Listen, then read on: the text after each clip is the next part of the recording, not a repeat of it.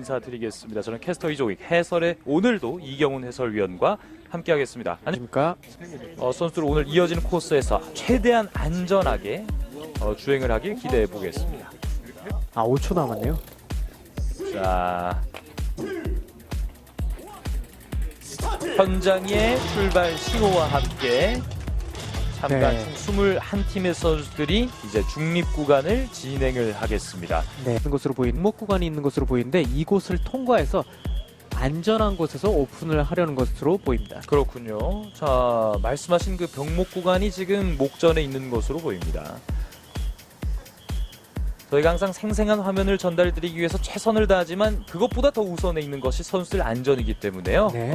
내리막에서는 저희가 또 가까이 붙을 수 없다는 점을 미리 좀 양해를 구하도록 하겠습니다. 네. 목표라든지 전략이 확실치 않음에도 불구하고 그냥 일단은 어택을 따라잡고 보자. 그리고 내가 또다시 어택을 해야겠다. 이런 생각을 가진 선수들도 굉장히 팀이 적극적으로 경기를 펼친 이유가 이번 그 시합에서 아주 뛰어난 성적을 발휘할 수 있겠다.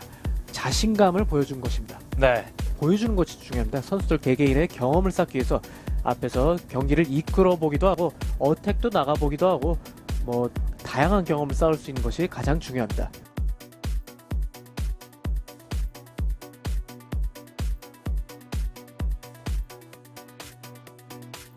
종합순위도 어느 정도 또 굳어 있는 상황이기 때문에 선수들이 다들 어택하기를 좀 꺼려하는 그런 모습을 보실 수 있습니다. 네. 오늘 다만 아까 그 고깃길에서도 보셨듯이 그 노면이 그렇게 좋은 편은 아니고요. 그렇죠. 오늘 같은 경우는 스프린트를 노리기 힘든 그 큰 2등급 산악 구간이 있기 때문에 아무래도 뭐 앞쪽에서 경기를 초반부터 펼치면서 오르막에서 떨어지지 않도록 그런 그 페이스를 본인들이 앞에서 맞출 것으로 보입니다.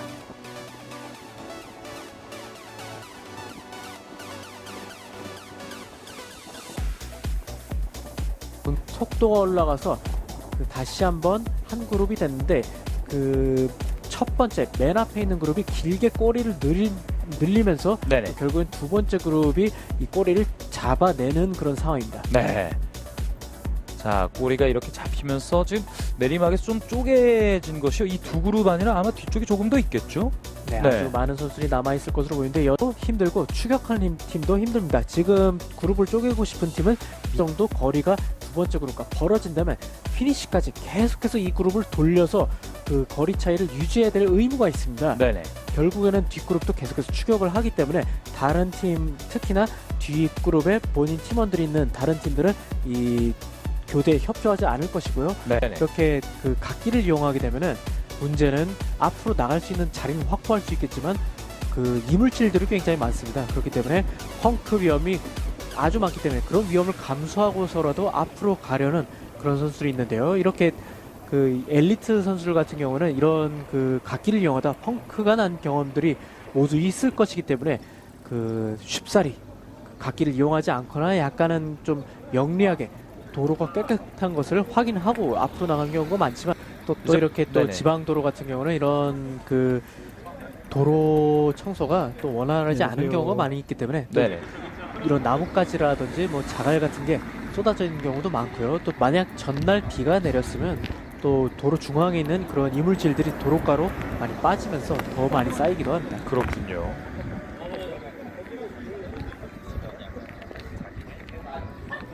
아니면 누나 그 올라가가지고 이쪽으로 내려와서 다시 넘어가. 계속 왔다 갔다 해서 오늘 굉장히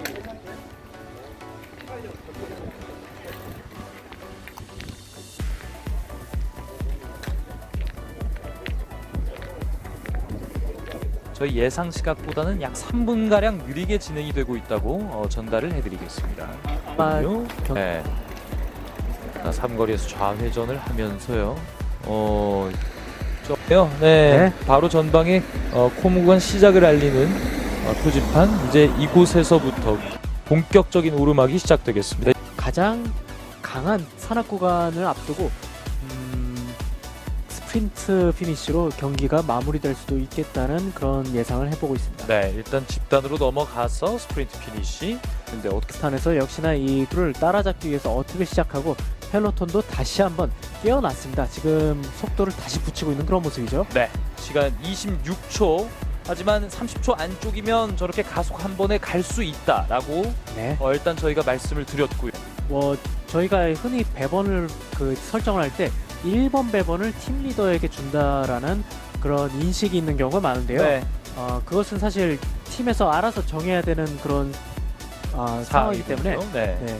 1번 배번이 팀 리더인 경우도 있고 어떤 팀은 그냥 단순히 ABC 혹은 한국 같은 경우는 가나다 혹은 또 나이 순으로 그렇게 부여하는 경우가 많습니다.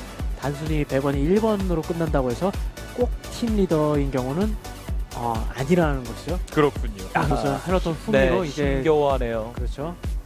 다리가 잠겨 있는 그런 선수들의 모습입니다. 네, 이제 정상까지 얼마 남지 않았고요. 1km 안쪽에 이미 접어든 펠로톤 앞쪽의 선수들입니다. 저희가 지금 심판 차량의 통제를 받으면서 촬영을 하기 때문에 근접 촬영을 계속해서 이어가지 못하는 점은 또 양해를 부탁드리고, 마지막에서도 비교적 속도가 조금 느린 구간에선 저희가 이렇게 가까이서 촬영을 이어갈 수 있겠습니다. 3명씩 지금 경사가 그나마 좀 심한 이 내리막을 지나면 그 이후에는 뒤에 떨어진 선수는 전혀 붙일 수 있는 기회가 없습니다.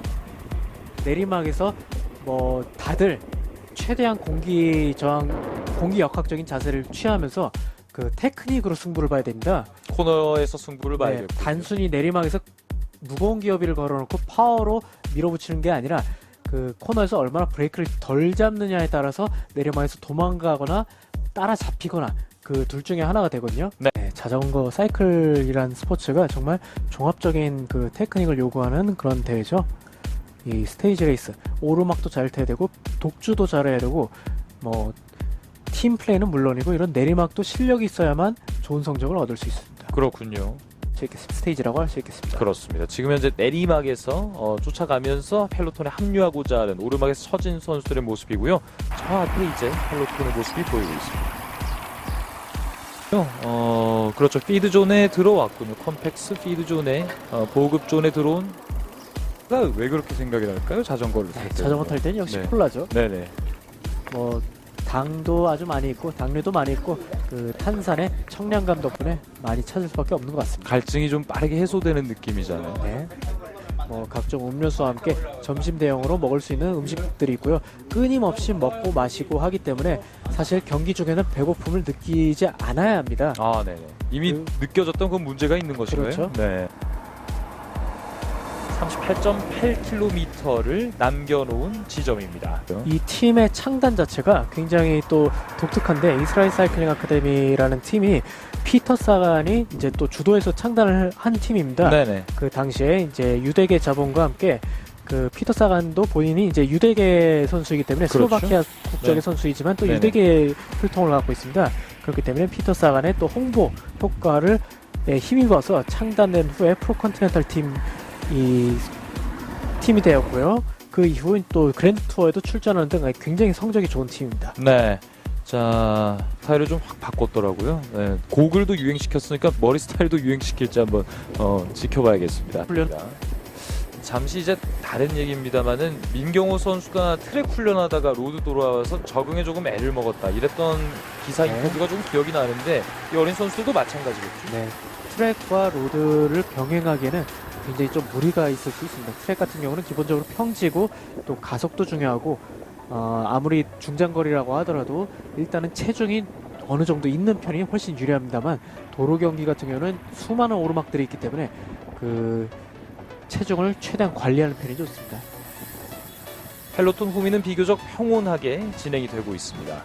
네. 스테이지 우승을 차지했는데 올해는 아마 이 클라이브는 죄다 평지고 또 약간의 오르막이 내륙 지방에 있긴 하지만 뭐 해발고도 거의 100m 가량밖에 되지 않습니다. 하지만 네덜란드에는 수많은 그 클라이머들이 많은데 아무래도 사이클링의 저변이 굉장히 또 두터운 그런 국가이기 때문에 네. 자연스럽게 클라이머들도 뭐 스프린터들과 마찬가지로 클라이머들이 등장하게 되고요. 또 유럽 같은 경우는 네덜란드가 평지이지만 차만 타고 몇 시간만 가면 그렇죠. 또 프랑스나 뭐 독일이나 스위스의 오르막들이 질비합니다. 그렇기 네네. 때문에 이 동북아 국가들이 자전거 문화가 조금 더 발달이 돼 있죠. 로드 사이클, 그러니까 전문적인 선수들을 키워내는 데는 저희가 조금 더 소질이 있는 것이잖아요. 다양한 교류를 하겠습니다만 일본, 한국 등이 이제 교류가 많고 중국은 조금 본인들 대륙 안에서 조금 경쟁을 네. 하고요.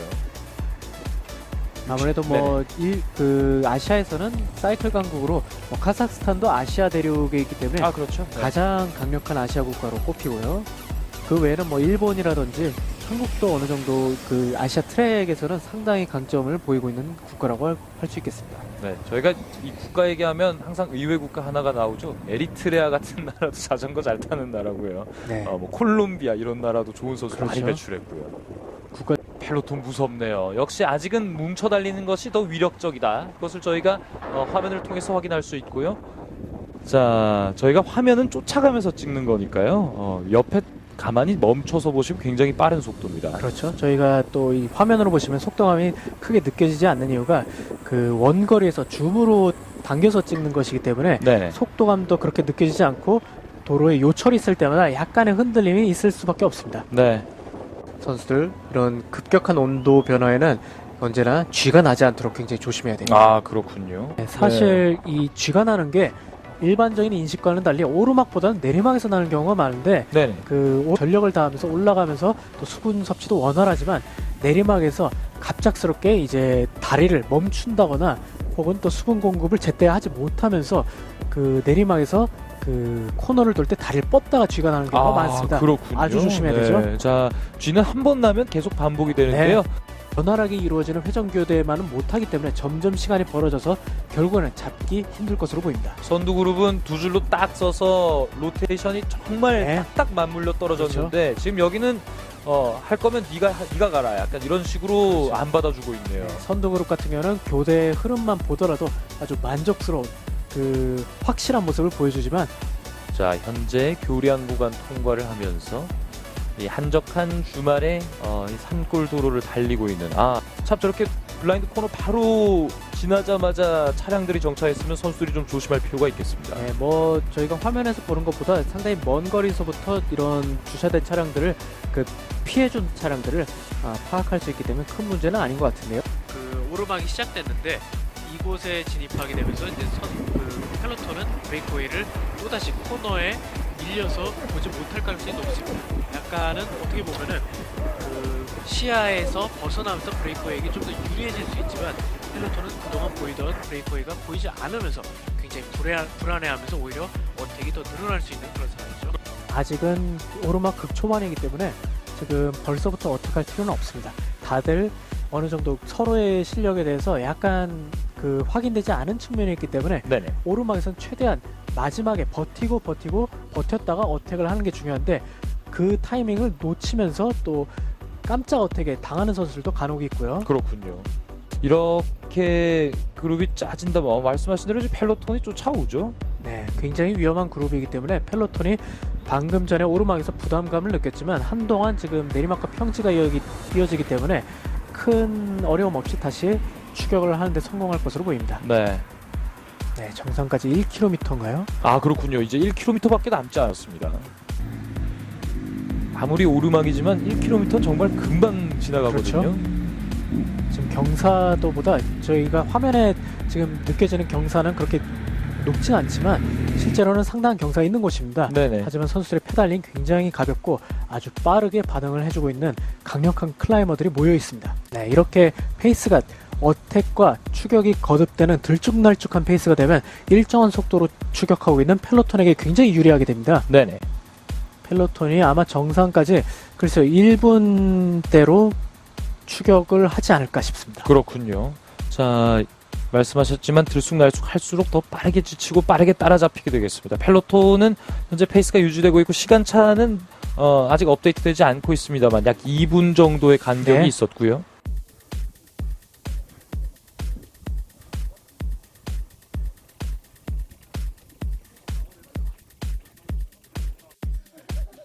이거 어디다 쓰라고 얘는까지 가래.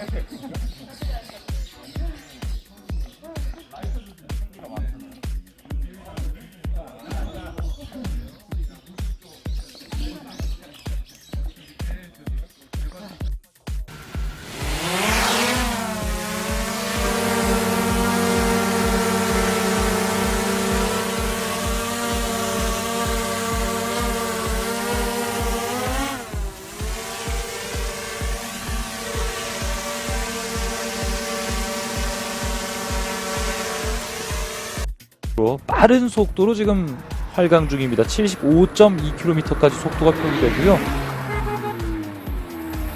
3번 그룹은 오늘 피니시가 목표인 그룹이라고 말씀을 드렸고요. 아우, 네. 여기 코너가 굉장하네요. 그렇죠. 저희 네. 모터사이클들도 거의 뭐 바닥에 닿을 것처럼 코너링을 하는데 네네. 선수들도 마찬가지입니다. 오히려 이런 급격한 코너들, 이어지는 테크니컬 코너에서는 자전거가 훨씬 더 빠르게 코너를 진입해서 빠져나갈 수 있다고 하는 그런 분들도 많은데요. 그렇군요. 네, 굉장히 민첩하게 돌아나갈 수 있죠. 무게가 이제 일단 모터사이클보단 가벼우니까요. 네. 자, 예전에도 말씀드린 부분이지만 무인지대, 그야말로 사막을 달리는 것과 같은 상황이기 때문에요. 그렇죠. 무인지대라고 하면 이제 영어로는 뭐 노맨슬랜드라고 하는데 앞에도 마지막이세요? 그룹이 있고 뒤에도 그룹이 있고 나는 앞 그룹을 추격하지만 뒤에 있는 그룹은 나를 추격하고 있는데 그 홀로 있는 상황입니다. 앞에 있는 그룹은 여러 명이서 돌려가면서 교대하면서 도망가고 있기 마지막이시죠? 때문에 체력이 손실이 덜하고 본인은 홀로 계속해서 독주하고 있지만 뒤에도 또 추격 그룹이 여러 명이서 돌리면서 추격하고 있기 때문에 이러지도 저러지도 못하는 상황이라고 할 수 있겠는데요. 지금까지 추격해온 것을 그만두고 뒷그룹에 합류하자니 왠지 아깝고 그렇죠. 앞그룹에 합류하자니 뜻대로 되지는 않는 게 굉장히 또 어려운 상황입니다. 오늘 일요일이고 날씨가 굉장히 좋기 때문에 아침부터 자전거 들고 나가시는 네. 분들이 한강에도 많이 보이더라고요. 그렇죠. 주말 어제 오늘이 아주 날씨가 좋은 주말이었기 때문에 많은 네네. 분들이 밖에 나가 계시는데 봄을 선호하시는 분들이 많으실까요? 아니면 이 가을 가을이죠. 초입을 선호하실까요? 역시 가을인가요? 네. 봄에는 뭐 환경적인 요인도 워낙 많기 때문에 미세먼지가 좀 네, 역시나 그렇잖아요. 가을이 자전거 타기엔 제일 좋다고 생각하고 있습니다. 그렇습니다. 그렇죠. 피드존에 들어왔군요. 컴팩스 피드존에 보급존에 들어온. 네. 저 그런 생각도 해요. 따릉이에다가 개인 기록을 측정할 수 있게 하면 더 많이 이용하지 않을까 이런 생각도 들고요.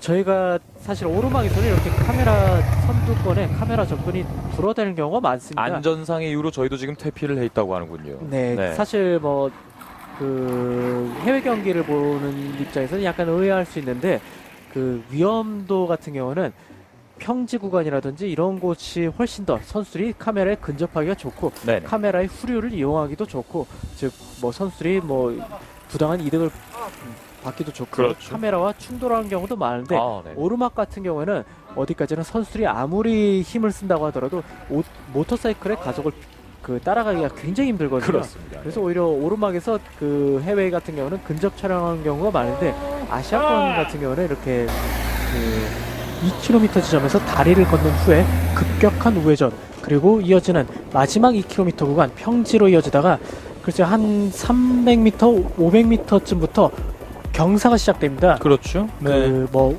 오르막이라고 할 정도의 그런 급경사까지는 아니고 또 길지도 않습니다만 어떻게 보면 동호인들이 일반 동호인들이 낙타등이라고 부를 수 있는 그런 구간이기 때문에 스프린트 하는 입장에서는 기업이라든지 스프린트 타이밍이라든지 굉장히 까다로운 그런 피니시입니다. 그 사이클링 세계에서는 보통 30세, 만 30세를 기준으로 그 전성기가 온다고 하는데 한국 선수들은 보통 고등학교 졸업한 후에 곧바로 실업팀에 입단해서 굉장히 좀 이른 나이에 커리어를 시작하는 경우도 있습니다. 네. 많은 시합을 뛰어야 되고 이제 유럽 같은 경우는 뭐 23세 이하 시합이 워낙 많기 때문에 네네. 그런 커리어를 쌓은 후에 뭐 23세 이후 혹은 26세 이후에 월드 투어에 입단하는 경우가 일반적이지만 한국 선수들은 좀 뭐 19세, 20세부터 이런 그 국제 대회를 경험하고 하지만 반대로 또 경기 수는 그렇게 많지 않고 네. 그런 경우가 있기 때문에 어느 쪽이 좋다 나쁘다고 할 수 있는 문제는 아니겠지만 좀 다르다고 할 수 있겠죠. 그렇죠. 내리막에서는 지금 속도가 굉장하군요. 그렇죠. 지금 나무로 빽빽하기 때문에 시야가 어느 정도 제한된 내리막이지만 코너가 급하지 않아서 다들 굉장히 뭐 여유 있는 라인을 잡고 빠른 속도로 내려가고 있습니다. 거리가 안 줄어들더니 내려가는데 순식간에 지금 거리가 줄어들고 있습니다. 현재 예정된 시각보다 제가 말씀드려도 될지 모르겠습니다만 20분 이상 저희가 빠르게 진행되고 있거든요. 그런가요? 네네. 오늘 정말 예상외로 엄청난 속도로 경기가 진행되고 있습니다. 올라가는 페이스도 빨랐고 지금 내려가는 페이스도 당연히 네. 빨라질 수밖에 없고요. 어마어마합니다. 네. 트렌탈 팀 선수들은 부업을 가진 경우가 많습니다. 네네. 저희가 프로 컨티넨탈부터 이제 국제적인 사이클 대회에서 프로 컨티넨탈과 월드 투어 선수들은 프로라고 지칭하지만 네네. 컨티넨탈급까지는 부업으로 뛰는 선수들이 굉장히 많은데요. 네. 아쉽게도 한국에는 아직까지 프로 컨티넨탈급 이상의 팀이 없기 때문에 네네. 저희가 볼 때는 컨티넨탈급 선수들도 어떻게 보면은 또 굉장히 높은 엘리트 선수라고 할 수 있겠지만 외국에서는 부업으로 뛰는 선수들도 굉장히 많습니다. 뭐 구동계는 이제 무선 장비들이 또 배치가 되기도 하고 디스크 브레이크가 굉장히 많이 보편화가 돼 있고요. 네. 아직까지 뭐 이렇게 컨티넨탈급 대회에서는 디스크 브레이크 같은 경우는 또 정비의 까다로움 혹은 네네. 또 그 지원의 까다로움 때문에 많이 흔하게 사용되지는 않는 그런 실정이지만 네네. 점점 또 내려올 것으로 보입니다. 월드 그렇죠. 투어에서는 지금 꽤나 많이 사용되고 있죠. 이 선수들 성향 때문에 이제 휠 브레이크를 유지하는 선수들도 있잖아요. 네. 네, 에어로적인 장점도 아직 남아 있고요. 참 과거보다 이 에어로 파츠들이 굉장히 중요해지면서요. 저도 이제 5년째 중계를 하고 있습니다만 이 셰시의 모양이 많이 바뀌었어요. 네, 점점 뭐 자전거 그 장비들이 진화하고 있는데 사실 그 스포츠 종목에서 이렇게 장비들이 또 경기에 영향을 미치는 그런 스포츠가 글쎄요, 이렇게 고가의 장비들이 있는 그 종목들이 많지 않은데요. 아주 뭐 마른 몸매에 어떻게 보면 자전거 잘 타게 생긴 몸이다라고 부르는 경우가 바로 이 경우인 것 같습니다. 공기 역학적으로 생겼다 이런 말씀이신가요? 아주 마르고 뭐 네네. 팔다리가 길면은 자전거 탈 때 또 자세가 괜찮기 때문에 네네. 잘 이제 그런 모습을 일컬어서 얘기를 하고요. 좀 다르다고 할 수 있겠죠. 그렇죠. 환경이 다른 거죠. 네. 예전 이제 해외 선수들의 인터뷰에서 보면 항상 대회를 통해서 몸을 풀고 대회를 통해서 대회를 준비한다 이런 인터뷰를 그렇죠. 저희가 많이 볼 수 있었는데요. 한국에서는 뭐 그만큼 대회가 많이 없기 때문에 조금 아쉬운 감이 있습니다. 네. 30이라 하면 뭐 프룸 선수 정도가라고 봐야겠군요. 네. 네.